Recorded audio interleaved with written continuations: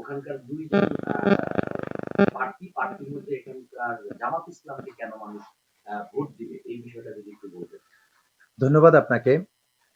সারা বাংলাদেশে যে পরিবর্তনের জোয়ার এসেছে তারই ধারাবাহিকতায় বরগুনা ২ আসনে ১০ দলীয় জোটের মনোনীত প্রার্থী জামায়াত ইসলামীর ডক্টর সুলতান আহমেদ দাঁড়িপাল্লা প্রতীকে ওখানে প্রতিদ্বন্দ্বিতা করছেন। তিনি একজন সৎ, যোগ্য এবং উচ্চ শিক্ষিত মানুষ, সম্ভ্রান্ত পরিবারের সন্তান। উনি ওনার সারা জীবন উনি মানুষের সেবার জন্য তিনি নিবেদিত ছিলেন। তার পুরো ফ্যামিলিই হচ্ছে ডাক্তার। উনি হসপিটাল প্রতিষ্ঠা করেছেন এবং সেই হসপিটালে তার নির্বাচনী এলাকা নয়, সারা বাংলাদেশের মানুষ ওখানে চিকিৎসা নেয়। তিনি যারা ফ্রি চিকিৎসা নেয়ার তাদেরকে ফ্রি ব্যবস্থা করেন, যাদের কাছ থেকে সামান্য নেয়া দরকার নেন। মূলত হচ্ছে উনি একজন মানবিক মানুষ। উনার এই মানবিকতার ছোঁয়া আমাদের বরগুনা ২ নয়, শুধু বরগুনা জেলার এমন কোনো ঘর নেই যেখানে স্পর্শ না করেছে। আমি আমার ছোটবেলা থেকে দেখেছি যে বরগুনাতে কোনো বিভিন্ন সময় উনি আই ক্যাম্প করেছেন, উনি মেডিকেল ক্যাম্প করেছেন, উনি বিভিন্ন শিক্ষা সেমিনার করেছেন, উনি ওখানকার যারা আছেন তাদেরকে শিক্ষিত করার জন্য উনি ঢাকাতে উচ্চশিক্ষায় শিক্ষিত করার জন্য তাদেরকে নিয়ে এসেছেন। প্রতিটা ঘরে ঘরে, প্রতিটা মসজিদে, প্রতিটা মন্দিরে ডক্টর সুলতান আহমেদের ছোঁয়া লেগে আছে। কারণ উনি কোনো এমপি ছিলেন না, মন্ত্রী ছিলেন না, কিন্তু উনি ছিলেন বরগুনাবাসীর একজন ত্রাণকর্তা। দল মত নির্বিশেষে এই পরিবর্তনের যেই পরিবর্তন আমরা চাচ্ছি, যে ইনসাফ ভিত্তিক বাংলাদেশ আমরা প্রতিষ্ঠা করতে চাই, আমরা ফ্যাসিস্ট বিদায়ের পর বাংলাদেশকে আমরা যেমন দেখতে চাই, এই বাংলাদেশ প্রতিষ্ঠা করতে হলে নিঃসন্দেহে ইনসাফের প্রতীক দাঁড়িপাল্লাকে ভোট দিয়ে জয়যুক্ত করতে হবে। তাহলেই বাংলাদেশ থেকে চাঁদাবাজ দূর হবে।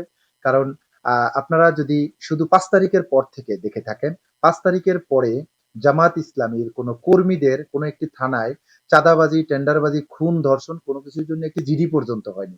তাহলে এই সমাজকে প্রতিষ্ঠা করতে হলে তাদেরকেই আপনার ক্ষমতায় নিয়ে আসতে হবে, তাদেরকেই জয়যুক্ত করতে হবে। আমরা ইদানিং একটি বিষয় দেখতে পাচ্ছি যে আপনারা বিএনপি এবং জামাত ইসলাম এখন আমরা একটা দাওয়াত উমরার মতো একটি সম্পর্ক দেখতে পাচ্ছি।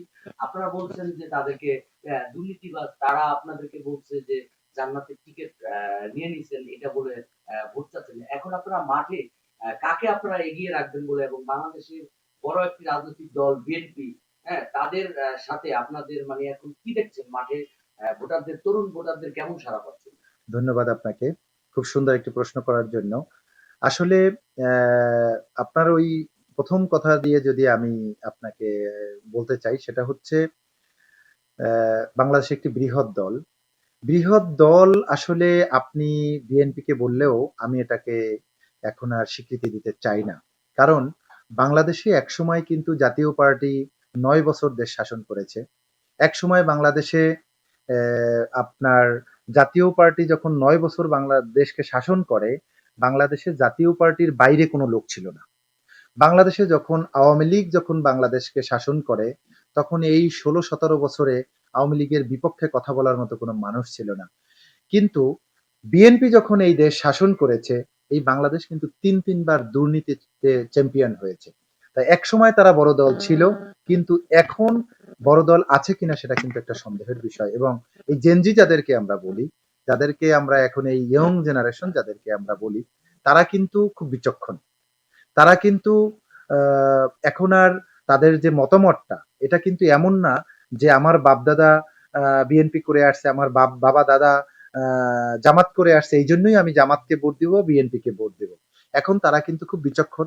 যদি আপনি এর ফল মানে আপনি ফল আপনাকে আমি বলতে চাই, ফলশ্রুতি হচ্ছে এটা: ঢাকা বিশ্ববিদ্যালয় ডাকসু বলেন, জকসু বলেন, জাকসু বলেন, রাজশাহী বিশ্ববিদ্যালয় রাকসু বলেন, প্রতিটা জায়গায় কিন্তু এই যারা ইয়ং প্রজন্ম, তারা কিন্তু জামাত সমর্থিত যেই বাংলাদেশ ইসলামী ছাত্র শিবির মনোনীত যেই প্রার্থী, সমর্থিত যেই প্রার্থী, তাদেরকে কিন্তু জয়যুক্ত করেছেন।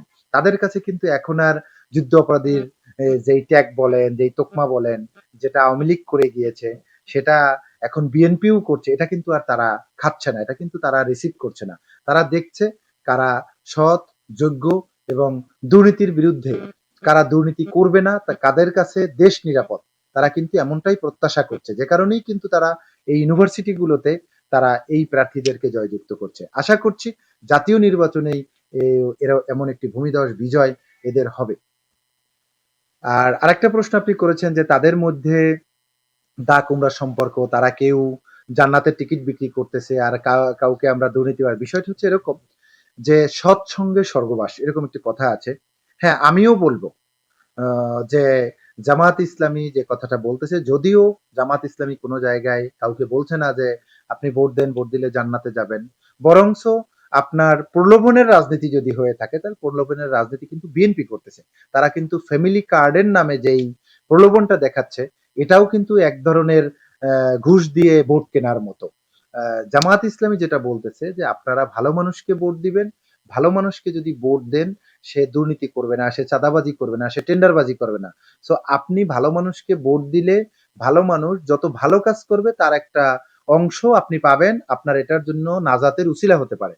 আর আপনি যদি খারাপ মানুষকে ভোট দেন, আপনি যদি দুর্নীতিবাজকে ভোট দেন, আপনি যদি চাঁদাবাজকে ভোট দেন, তাহলে সে যে চাঁদাবাজি করবে, দুর্নীতি করবে, টেন্ডারবাজি করবে, এই সবকিছুর একটা অংশ কিন্তু আপনি তাকে ভোট দিয়ে জয়যুক্ত করার জন্য কিন্তু আপনি এর ভাগিদার হবেন। সো কথাটা এমনই যে আপনি যদি ভালো মানুষকে ভোট দেন, ভালো মানুষ খুঁজেন, তাহলে নিঃসন্দেহে জামাত ইসলামী এবং এই ১০ দলীয় জোটের যারা নির্বাচিত প্রার্থী, যারা বিএনপি প্রার্থী আছেন, তারা আমার দৃষ্টিতে তারা এই সমাজের সবচেয়ে ভালো মানুষ। তাদের বিরুদ্ধে কোনো খুন, ধর্ষণ, রাহাজানি, টেন্ডারবাজি, চাঁদাবাজি কোনো কিছুর অভিযোগ নাই। সো তারা নিঃসন্দেহে ভালো মানুষ। আপনি ভালো মানুষকেই ভোট দিবেন, ভালো মানুষকে ভোট দিলে তারা ভালো প্রতিদান পাবে। ধন্যবাদ আপনাকে। Thank you.